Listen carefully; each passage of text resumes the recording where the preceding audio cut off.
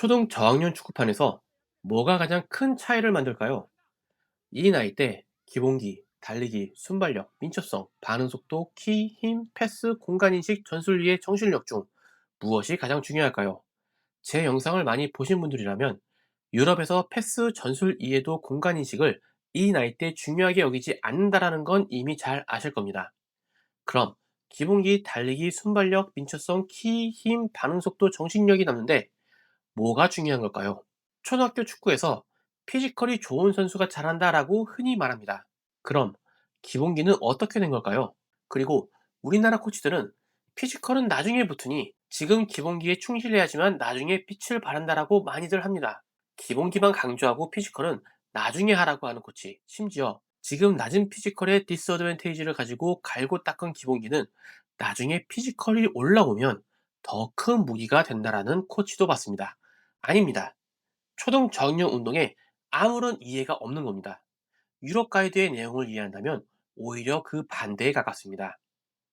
유럽에서는 이 나이 때 기본기보다는 재미있는 게임을 강조한다는 건 많이 알고 있습니다. 우리 머릿속에서도 그래, 아이들은 놀아야지, 그게 가장 이상적인데, 이상은 이상이고 일단 기술 훈련은 해놔야지 라는 생각 안 해보셨나요? 유럽은 재미있는 게임을 강조하고 우리나라의 분위기는 기본기 훈련을 가장 강조합니다. 완전 반대입니다. 유럽 부모들은 인간적이어서 아이들이 축구에 재미를 들려야 집중력도 올라가고 혼자서 연습하게 돼서 재미가 우선이어야 된다 라고 생각한다는 뻔하고 뻔한 이야기가 아닙니다. 다 속고 있는 겁니다. 그 속에는 그들만 가지고 있는 비밀 코드가 있고 그 코드가 그들의 시스템에 이미 녹아져 있습니다. 이제부터 그 비밀을 파헤쳐 드리겠습니다. 그리고 아이가 차세대 이니에스타가 되기 위한 환경을 만들어 주자고요. 자, 유럽 유스 축구 가이드는 콘 드리블 같은 거 시키지 말고 게임 베이스로 재미있는 축구를 시키라고 합니다. 그럼 이렇게 고리타분하고 뻔한 말 써놓는 유소년 매뉴얼 말고 유럽의 실제 축구 아카데미들은 어떨까요? 아이러니하게도 유럽의 축구 아카데미들은 또 이 나이 때 기본기를 매우 중요하게 여깁니다. 하지만 우리나라와는 아주 약간 이 기분 나쁜 디테일이 다릅니다. 비슷한 것 같은데 뭔가 이상하게 달라요. 그런데 또 눈치채기는 쉽지 않습니다. 유럽 남미 초등학교 저학년 선수들의 개인기, 기본기 영상을 보면 공 가지고 생쇼를 하는 것처럼 느껴지는 아이들까지 있습니다. 댓글을 보면 저런 쓰잘데기 없는 거 왜 하냐부터 저렇게 하니까 볼터치가 좋은 거다까지 난리가 납니다. 어찌됐든 그들은 기본기 혹은 개인기를 정말 미치도록 합니다. 아카데미에서 배우기도 하고 개인 코치를 통해 배우기도 합니다. 그럼 유럽 유스 가이드는 이런 거 하지 말라고 하는데 이 선수들은 왜 하는 걸까요? 게다가 하는 선수들이 엄청 많고 또 잘합니다. 그래서 유럽 축구 아카데미들은 유럽 가이드를 따르지 않는 것 같습니다.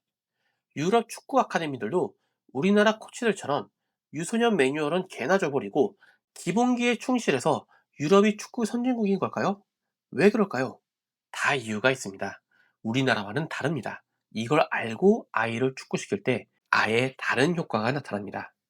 자, 시작하겠습니다. 대부분의 유럽 유스 가이드는 축구 아카데미를 위한 게 아니라 축구 클럽을 위한 겁니다. 그리고 축구 클럽은 이 가이드를 상당히 잘 따르고 시스템 또한 매우 잘 갖추어져 있습니다. 어? 그럼 클럽과 아카데미는 다른 건가요? 다릅니다. 유럽의 유소년 축구는 생활체육, 클럽, 학원, 그리고 개인 코치 4개의 큰 틀로 움직입니다. 개인 코치는 초등 저학년 단계에서는 맞지 않습니다. 그래서 초등 저학년 단계에서는 생활체육과 클럽, 학원 3개의 큰 틀로 움직입니다.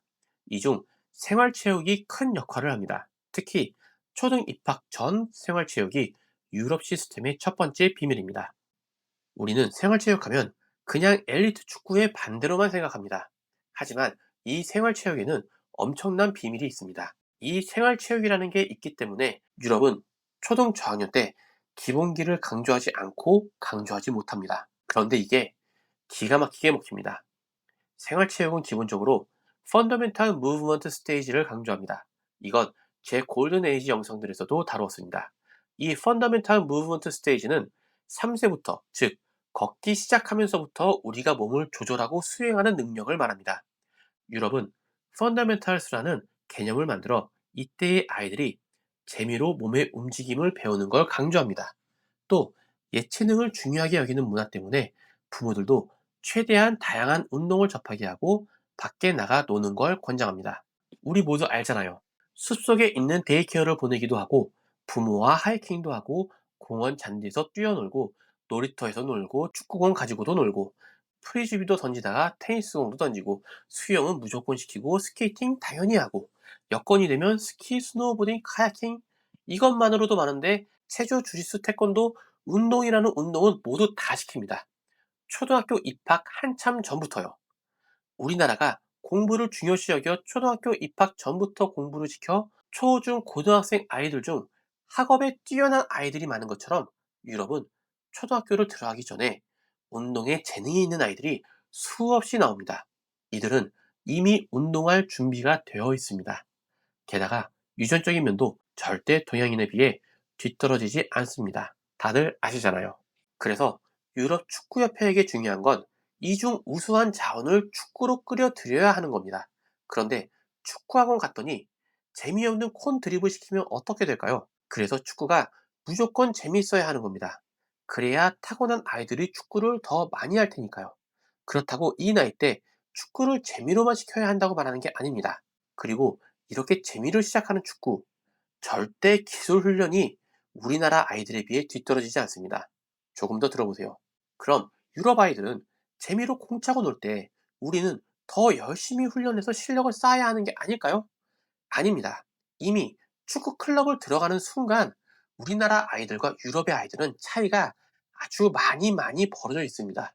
유럽의 펀더멘탈스의 핵심은 피지컬 리터러시라고 하는데 자기 몸을 이해하고 원하는 움직임을 상황에 맞게 정확하게 만들어낼 수 있는 능력을 이야기합니다.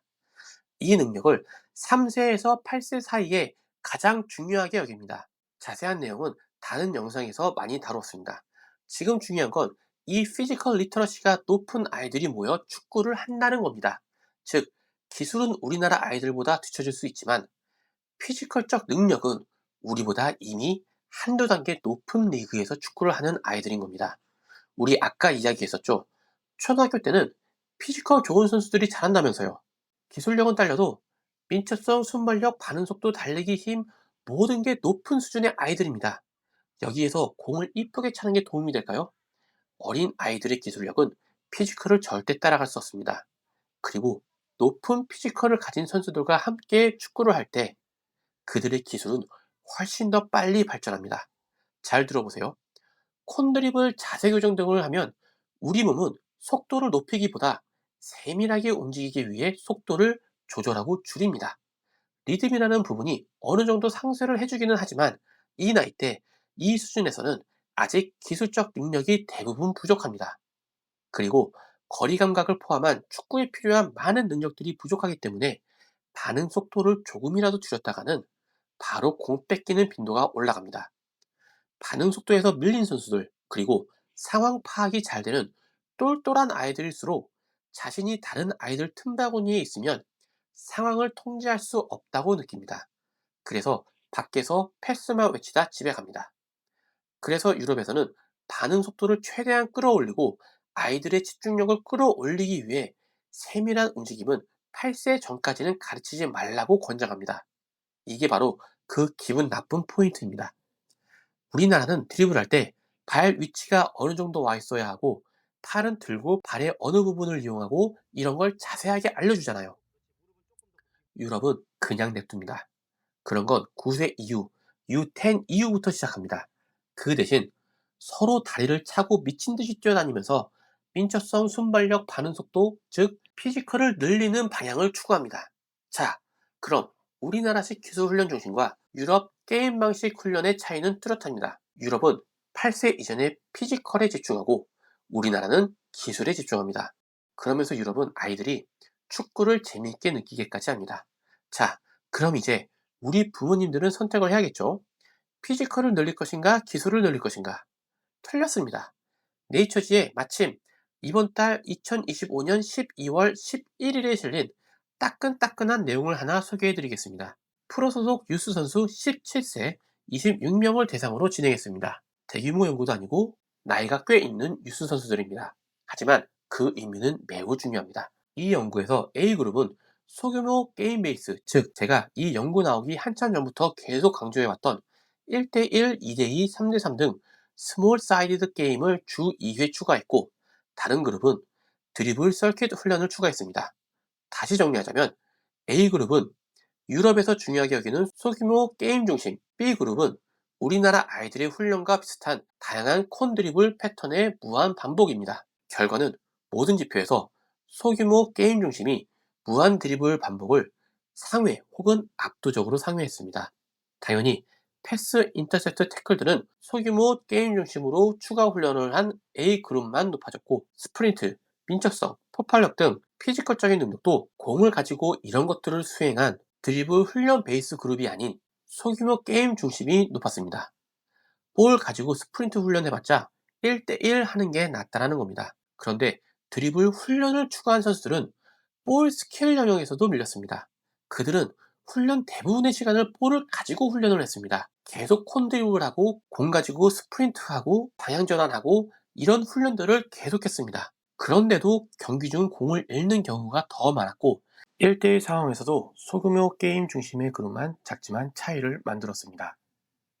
그냥 모든 영역에서 소규모 게임 중심이 드리블 그룹을 상회했습니다. 그리고 이 연구는 매우 중요한 이유를 짚어줬습니다.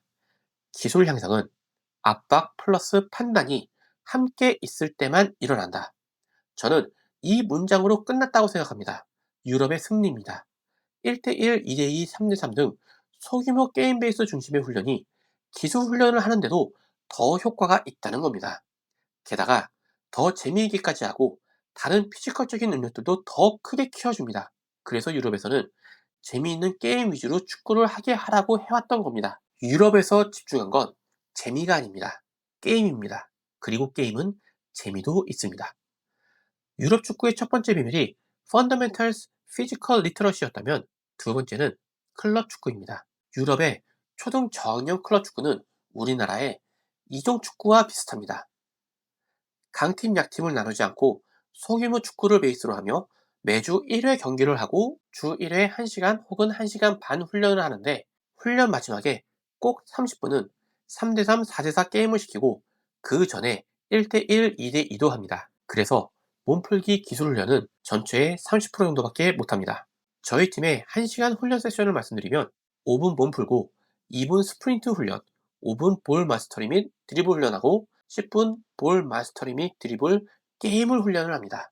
그리고 바로 1대1, 2대2, 3대3 게임입니다. 물론 농구장에서 합니다. 왜 농구장에서 하는지는 저의 다른 영상들을 확인해주세요. 이렇게 펀더멘탈스는 클럽으로 연결돼 여전히 게임 형식의 축구 훈련을 시킵니다. 그들은 여기에서 수많은 1대1 소규모 게임을 하며 그들의 기본기를 놀립니다. 죽어있는 콘을 가지고 드리블하는 게 아니라 살아있는 콘, 상대방을 대상으로 기본기 훈련을 합니다. 기본기는 볼을 다루는 것만 있는 게 아닙니다.